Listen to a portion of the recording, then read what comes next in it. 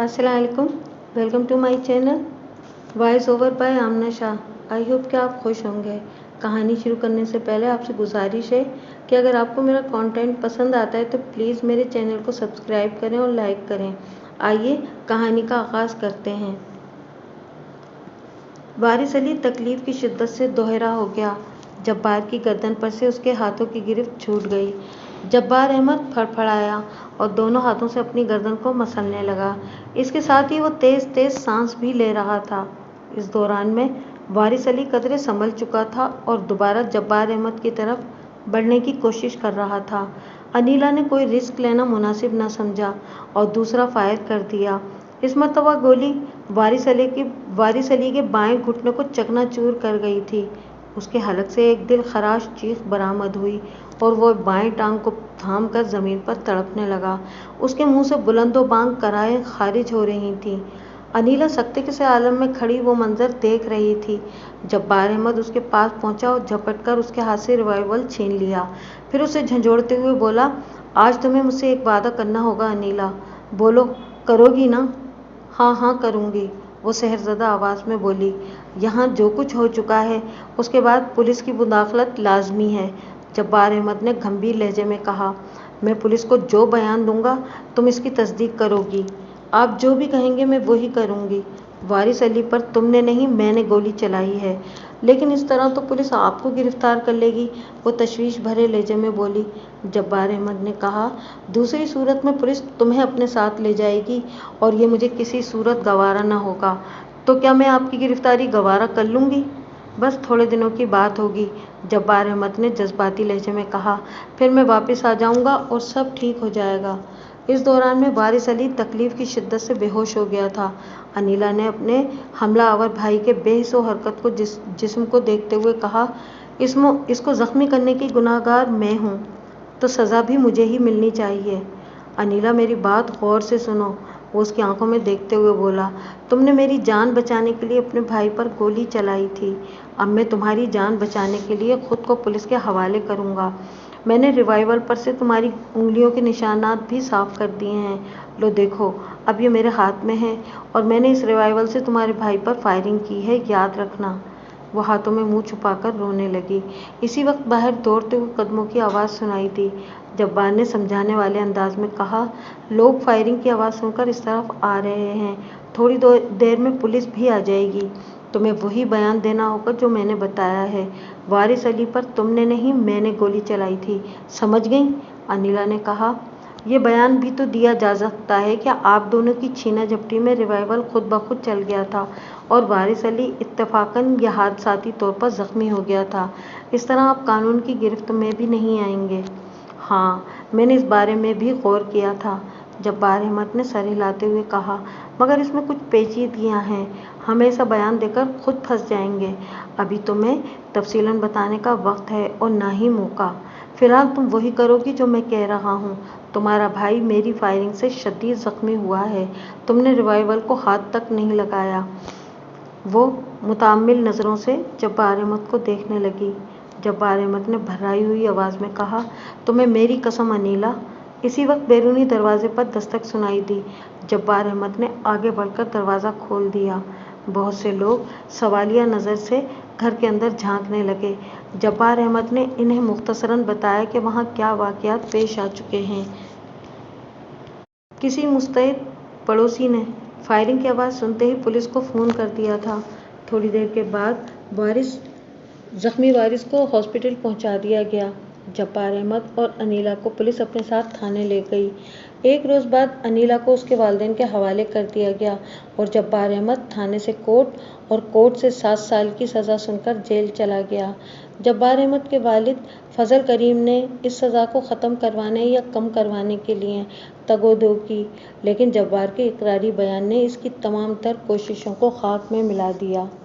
मैंने जब जब्बार अहमद से पूछा कि उसने एक नाकर्दा जुर्म को खामखा अपने सर क्यों ले लिया था, तो उसने बताया कि वो इस वक्त फौरी तौर पर अनीला के लिए बहुत परेशान हो गया था।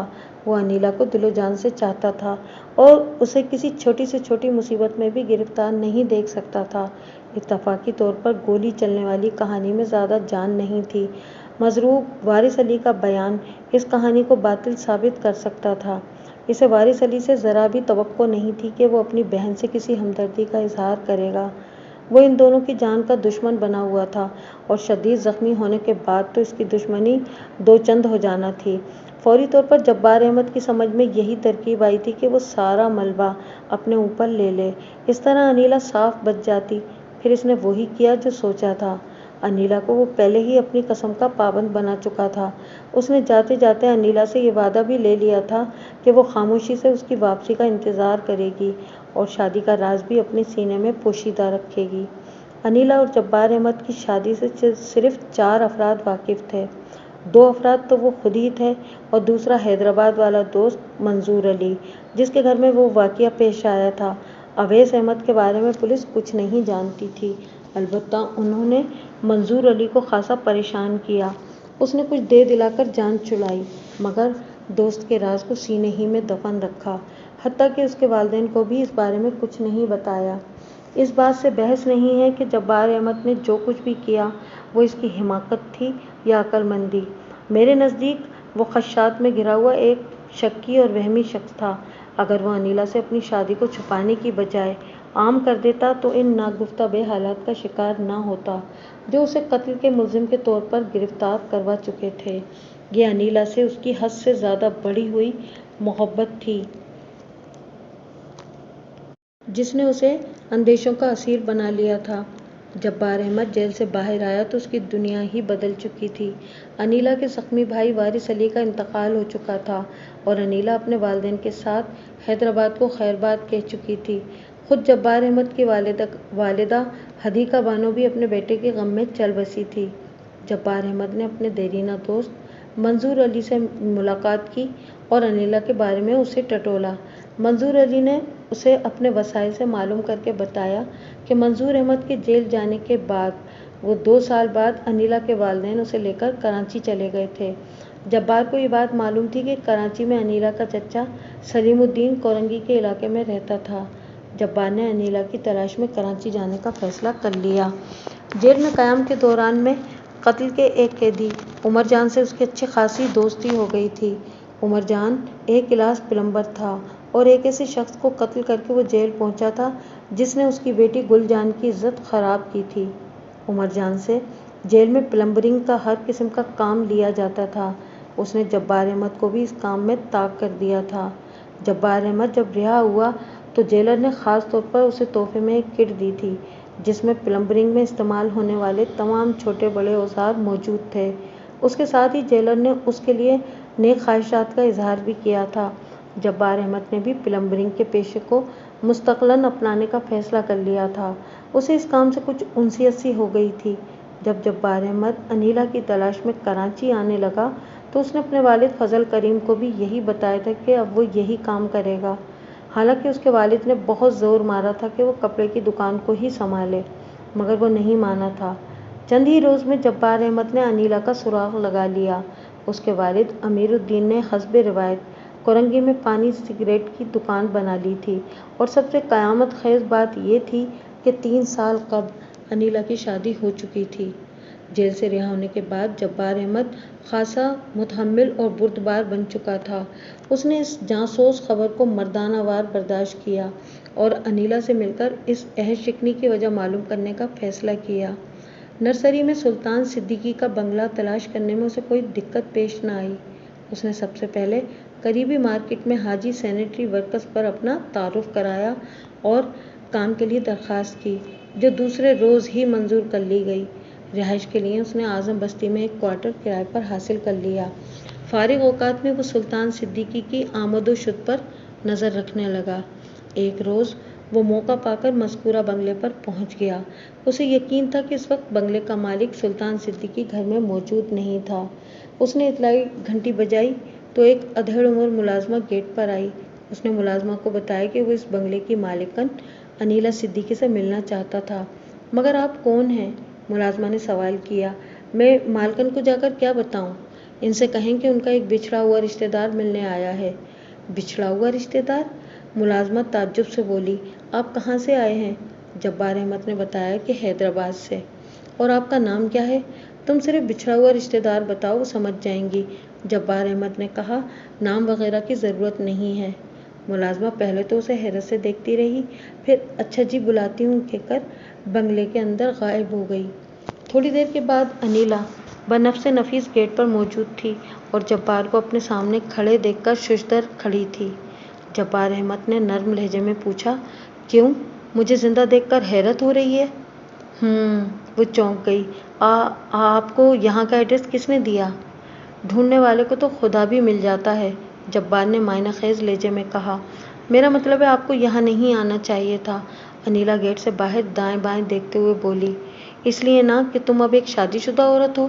جبار کے لہجے میں ہلکا سا طنز پنہاں تھا۔ انیلا جلدی سے بولی، ٹھہریں، یہاں گیٹ پر کھڑے ہو کر بات کرنا مناسب نہیں ہے، آپ اندر آ جائیں۔ پھر وہ جبار احمد کو بنگلے کے ڈرائنگ روم میں لے گئی۔ بنگلے کی اندرونی حالت اور سجاوٹ اندازہ ہوتا تھا کہ انیلا کا شوہر ایک صاحب حیثیت اور صاحب ذوق شخص تھا۔ انیلا نے جبار کو ڈرائنگ روم میں بٹھایا اور کہا، آپ کو جو کچھ بھی کہنا ہے جلدی سے کہہ دیں اور یہاں سے چلے جائیں۔ تم اچھی طرح جانتی ہو میں تم سے کیا کہنے آیا ہوں۔ پلیز جبار، آپ ماضی کو فراموش کر دیں، وہ التجا آمیز لہجے میں بولی۔ وقت بہت آگے بڑھ گیا ہے، آپ میری جمی جمائی زندگی کو تلپٹ نہ کریں۔ اور میری زندگی کا کیا ہوگا انیلا؟ بھول جائیں سب کچھ۔ کیا یہ بھی بھول جاؤں کہ تم نے مجھ سے شادی کی تھی؟ وہ دل کاٹ ڈالنے والے لہجے میں بولی۔ ہاں، یہ بھی بھول جائیں، مگر کیوں؟ کیوں انیلا، ایسا کیوں کر ہوا؟ بس اسے مجبوری سمجھ لیں، وہ بے بسی سے بولی۔ یہ کیسی مجبوری تھی انیلا؟ جبار احمد کے لہجے میں دنیا جہان کا کرب سمایا ہوا تھا۔ میں نے تمہارے انتظار میں اپنی زندگی کے 7 قیمتی سال جیل کے در و دیوار کی نذر کر دیے۔ تمہیں پانے کے لیے میں نے ایک ایک لمحہ تمہاری آرزو کی اور تم یہاں اپنی نئی دنیا سجائے بیٹھی ہو۔ آخر میرا قصور تو بتا دو۔ آپ کا کوئی قصور نہیں ہے جبار، انیلا رہاسی ہو گئی۔ میری ہی قسمت خراب تھی۔ تمہاری قسمت اتنی ہی خراب تھی کہ تم نے شادی پر شادی کر لی؟ جبار کا لہجہ زہریلا نہیں، محض شکایتی تھا۔ ہاں، اتنی ہی خراب تھی۔ انیلا کی آنکھوں کے گوشے بھیگنے لگے۔ تم جانتی ہو تم کتنے بڑے گناہ کی مرتکب ہوئی ہو؟ ہاں، مجھے احساس ہے، انیلا نے ٹھنڈی سانس خارج کرتے ہوئے جواب دیا۔ میری مجبوری بھی اتنی بڑی تھی کہ میں اس گناہ کے سامنے بے بس ہو گئی تھی۔ اپنی مجبوری مجھے نہیں بتاؤ گی؟ امی نے مرتے وقت مجھے شادی کے لیے قسم دی تھی، وہ آنکھیں پوچھتے ہوئے بولی، اور میں نے ان کے آخری وقت کو آسان بنانے کے لیے ان سے وعدہ کر لیا تھا۔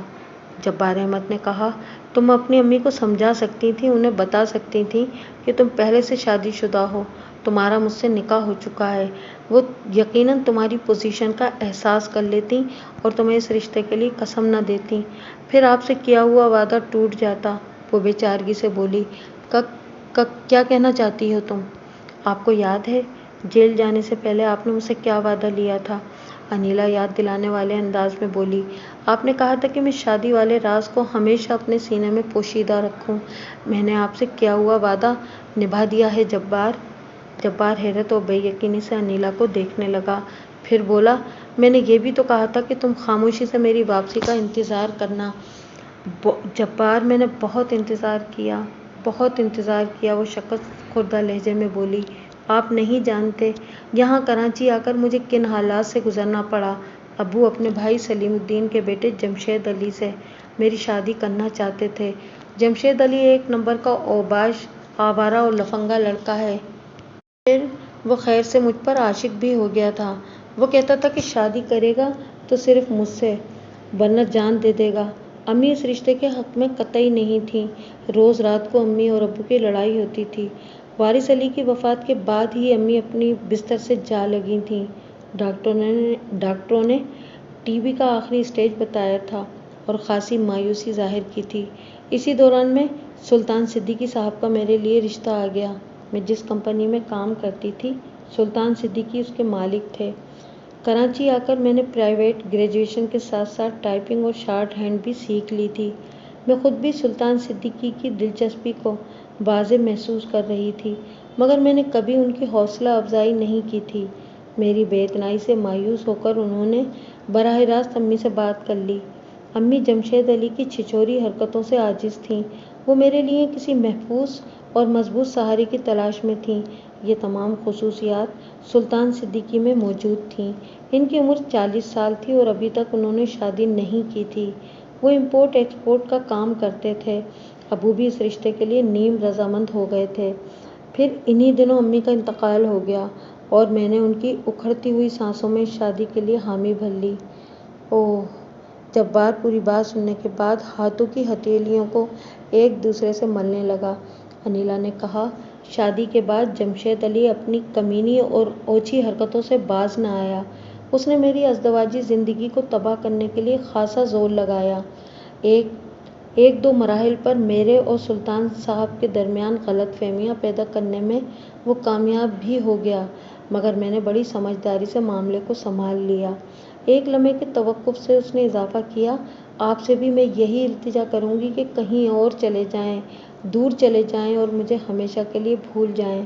میرے پاس ایک اور تجویز ہے انیلا، جبار نے سنجیدہ لہجے میں کہا۔ کیسی تجویز؟ انیلا نے چونک کر اسے دیکھا۔ جبار احمد ٹھہرے ہوئے لہجے میں بولا، انیلا ابھی کچھ نہیں بگڑا ہے۔ سلطان صدیقی سے تمہارے نکاح کی کوئی حیثیت نہیں ہے۔ تم اب بھی میری بیوی ہو۔ تم میرا ساتھ دو، ہم کسی اور شہر میں جا کر نئے سرے سے اپنی زندگی کا آغاز کریں گے۔ خدا را جبار ایسا سوچے بھی نہیں، وہ احتجاجی لہجے میں بولی، میں آپ کے ساتھ کہیں نہیں جا سکتی۔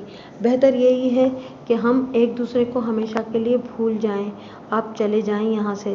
انیلا میں اتنی آسانی سے تمہیں نہیں بھول سکتا، وہ ہاتھ جوڑتے ہوئے بولی۔ جبار، میں نے آج تک آپ سے کچھ نہیں مانگا ہے، آج مانگ رہی ہوں، میری بات کو ٹالیے گا نہیں۔ جبار سوالیہ نظروں سے اسے دیکھنے لگا۔ وہ سراپا عجز و انکسار بنی بیٹھی تھی۔ جبار کا کلیجہ دو لخت ہو گیا۔ اس نے اضطراری لہجے میں کہا، کہو کیا کہنا چاہتی ہو؟ پہلے وعدہ کریں میری بات مانیں گے؟ جبار احمد نے وعدہ کر لیا، انیلا نے بھررائی ہوئی آواز میں کہا۔ جبار، اگر آپ کو مجھ سے ذرہ برابر بھی محبت ہے تو انکار نہ کیجیے گا۔ تم میری محبت کو ذروں میں نہ تولو انیلا، جبار نے گمبھیر لہجے میں کہا۔ میرے دل میں تمہارے لیے محبت کا ایک لامحدود سمندر موجزن ہے۔ بات ختم کرتے کرتے جذبات کی شدت سے الفاظ اس کے منہ میں لرزنے لگے۔ انیلا نے کہا، آپ کو میری محبت کی قسم، میری زندگی سے ہمیشہ کے لیے نکل جائیے۔ تمہاری محبت کی قسم؟ جبار سینے پہ ہاتھ مارتے ہوئے بولا، آج سے 8ویں روز کے بعد تم میری شکل بھی نہیں دیکھو گی۔ میں ہمیشہ ہمیشہ کے لیے تمہاری نظر سے دور چلا جاؤں گا، دور، بہت دور۔ انیلا کے سینے سے اطمینان کی سانس خارج ہوئی۔ اس نے سوال کیا، 8ویں روز والی بات میری سمجھ میں نہیں آئی۔ بہت آسان سی بات ہے۔ جبار کے ہونٹوں پر پھیکی سی مسکراہٹ پھیل گئی۔ میں 7 روز تک تمہاری نظر کے سامنے رہوں گا۔ یہ بھلا کیسے ممکن ہے؟ وہ بوکھلا گئی۔ ممکن بنانا میرا کام ہے، جبار نے ٹھوس لہجے میں کہا۔ اگر کبھی تمہیں مجھ سے محبت تھی تو مجھے یقین ہے تم انکار نہیں کرو گی۔ وہ تذبذب میں پڑ گئی۔ میری سمجھ میں نہیں آ رہا آپ کہنا کیا چاہ رہے ہیں؟ میں سب کچھ سمجھا دوں گا، جبار نے اسے یقین دلایا۔ پہلے تم وعدہ کرو۔ اگر میرے لیے ممکن ہو سکا تو میں آپ کی بات مان لوں گی۔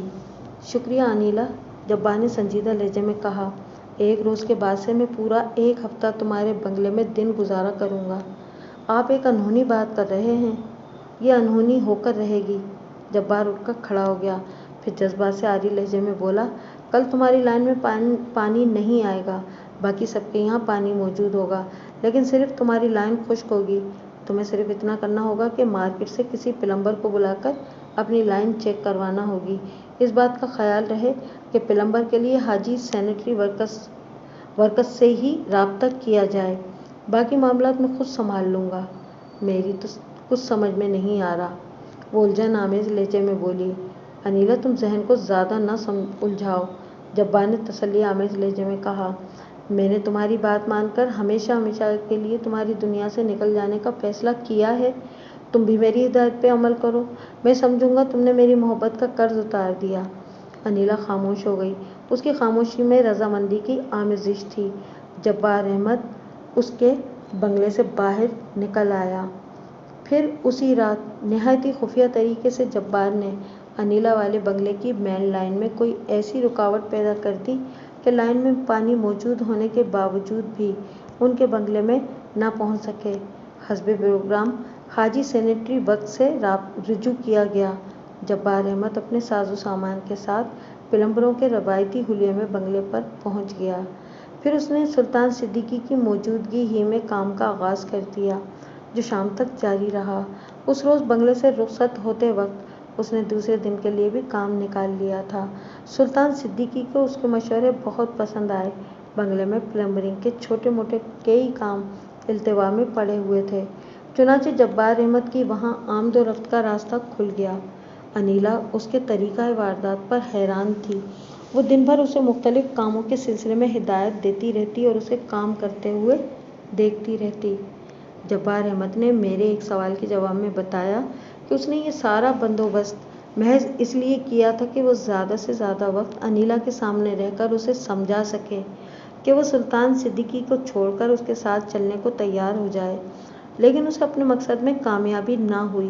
انیلا اپنے فیصلے پر ڈٹی رہی۔ بالآخر اسے ہی ایک انتہائی فیصلہ کرنا پڑا، ایک ایسا فیصلہ جو سنگین بھی تھا اور اپنی نوعیت کا انوکھا فیصلہ بھی۔ 14 اکتوبر کو جبار احمد نے حسب معمول اپنے اوزار سمیٹے، انیلا کو آخری مرتبہ الوداعی نظر سے دیکھا اور اس کے بنگلے سے ہمیشہ کے لیے نکل آیا۔ وہ شکستہ دل اور بوجھل قدموں سے چلتے ہوئے حاجی سینیٹری ورکس پر پہنچا، اوزاروں والا تھیلا دکان پر چھوڑا اور اپنے کوارٹر واقع اعظم بستی کی جانب روانہ ہو گیا۔ اس نے انیلا کی طرف سے قطعی مایوس ہو جانے کے بعد خودکشی کا فیصلہ کر لیا تھا۔ پھر اس سے پہلے کہ وہ پھانسی کا پھندا اپنے گردن میں فٹ کر کے کرسی کو لات مارتا، پولیس دندناتی ہوئی اس کے کوارٹر میں پہنچ گئی اور آنے واحد میں اسے انیلا کے قتل کے جرم میں گرفتار کر لیا گیا۔ اس ڈرامائی جذبات سے بھرپور اور سنسنی خیز کہانی کے علاوہ بھی جبار نے مجھے بہت سی باتیں بتائیں جن کا ذکر سر دست مناسب نہیں ہوگا۔ آپ کو عدالتی کارروائی تک انتظار کرنا پڑے گا۔ یہ بتانے کی ضرورت نہیں ہے کہ میں نے وہ کیس لینے کا فیصلہ کر لیا تھا۔ مجھے واضح طور پر یقین آ گیا تھا کہ جبار احمد سراسر بے گناہ تھا اور اسے انیلا کے قتل کے معاملے میں ملوث کرنے کی سازش کی گئی تھی۔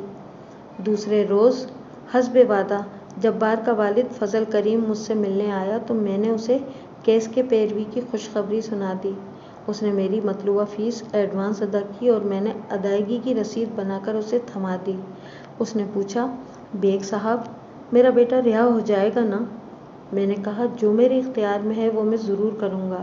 اگر جبار واقعی بے گناہ ہے تو وہ چھوٹ جائے گا۔ یعنی ابھی تک آپ کو اس کی بے گناہی کا یقین نہیں آیا؟ یہ بات نہیں ہے فضل صاحب، میں نے جلدی سے کہا۔ دراصل ابھی تک بہت سی باتیں وضاحت طلب ہیں۔ میں کچھ باتوں کی تصدیق کرنا چاہتا ہوں اور اس کے لیے مجھے آپ کے بھرپور تعاون کی ضرورت ہے۔ میں ہر قسم کے تعاون کے لیے تیار ہوں، وہ بولا۔ آپ حکم کریں۔ میں نے کہا، آپ 2-4 روز میں میرے بتائے ہوئے 3 افراد کو کسی طرح اس دفتر میں لے آئیں۔ ممکن ہے عدالت میں ان کی گواہی کی ضرورت پیش آ جائے۔ پھر میں نے حاجی سینیٹری ورکس کے مالک حاجی جواد حسین، جبار کے نواب شاہ والے دوست اویس احمد اور حیدرآباد میں موجود منظور علی کا نام فضل کریم کو بتا دیا، جس نے مجھ سے وعدہ کیا کہ وہ جلد از جلد ان تینوں افراد کو میرے پاس لے آئے گا۔ 2-4 رسمی باتوں کے بعد وہ رخصت ہو گیا۔ ریمانڈ کی مدت پوری ہونے کے بعد پولیس نے چالان عدالت میں پیش کر دیا۔ پولیس کی طرح عدالت کی ابتدائی کارروائی بھی خاصی خشک اور بور ہوتی ہے۔ فائلیں ضابطے کی کارروائیوں سے بھر جاتی ہیں، گواہوں کے بیانات، حلف نامے، مشیر نامے، واقعاتی شہادتیں، انکوائری افسر کی رپورٹ، میڈیکل رپورٹ اور کیمیکل ٹیسٹ کی رپورٹ وغیرہ وغیرہ۔ یہاں پر میں صرف اہم باتوں کا ذکر کر رہا ہوں اور پھر گواہوں کے بیانات کی طرف آتا ہوں۔ پوسٹ مارٹم کی رپورٹ کے مطابق مقتولہ انیلا کی موت 14 اکتوبر کی شام 5 اور 6 بجے کے درمیان واقع ہوئی تھی۔ موت کا سبب اس کے سر کے عین وسط میں لگنے والی وہ شدید ترین چوٹ تھی جس نے اس کی کھوپڑی کو پاش پاش کر دیا تھا۔ جائے وقوع پر پائے جانے والے رینج پانے کے کیمیائی تجزیے سے یہ بات بھی ثابت ہو گئی تھی کہ وہ رینج پانا ہی آلہ قتل کے طور پر استعمال کیا گیا تھا۔ مذکورہ رینج پانا ملزم جبار احمد کی ملکیت تھا اور اس کے دستے پر ملزم کی انگلیوں کے نشانات بھی پائے گئے تھے۔ میڈیکل ایگزامنر کی رپورٹ کے مطابق مقتولہ کے سر کو اچانک ہی نشانہ بنایا گیا تھا، یعنی چوٹ اس کی نوعیت کے خلاف لگائی گئی تھی۔